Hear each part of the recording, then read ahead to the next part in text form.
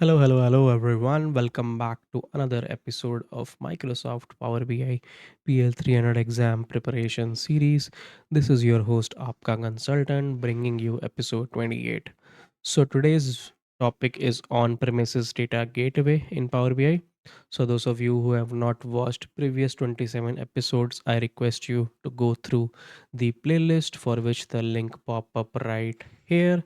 You can watch all those previous episodes, prepare for the latest topics that has been asked in this exam, and yep, prepare for this exam. So that being said, let's jump to question number 28. So the question says, what is the primary purpose of the Power BI gateway? Option 1, to increase the data refresh rate in Power BI reports. Option B, to connect Power BI reports to on-premises data sources. Option C, to improve the performance of Power BI dashboards. Option D, to secure Power BI apps with additional encryption. So I'm going to pause the video here for 10 seconds. You can think what is the solution for this question. Your time starts now.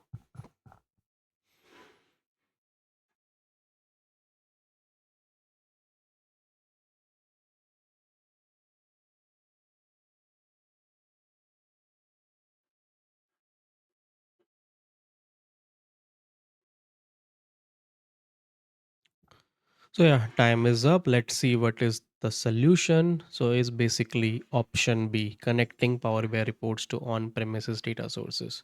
So that is the primary purpose of gateways, which are available only once you publish a report from Power BI desktop. Then you can set up gateways in order to schedule refresh. Basically, you don't have to refresh the report again and again. You can schedule those refreshes 3 times in a day, 1 time in a week, again depending on the frequency that you need.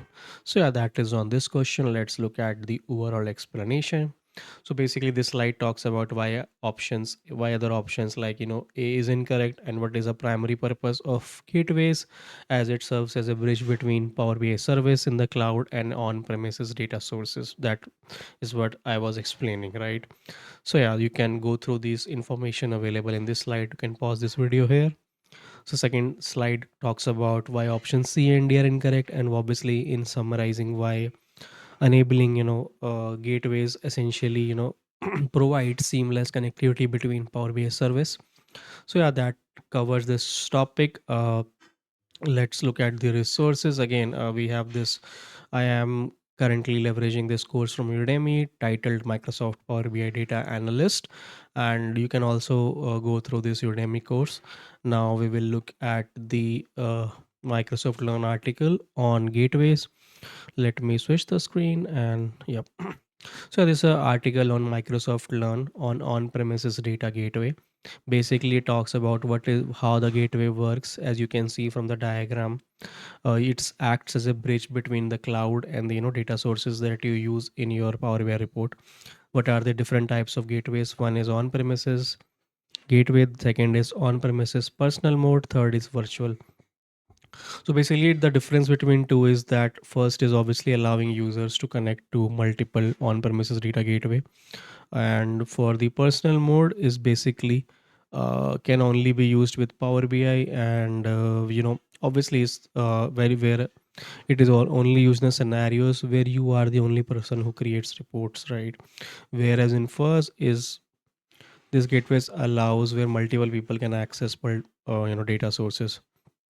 So you can download and install gateways to your local computer. Here is the link. You can go through this link, right, and install the gateways. Here you can see the minimum requirements, right, basis on your system. You can download it, you can configure it, you can add gateway admins.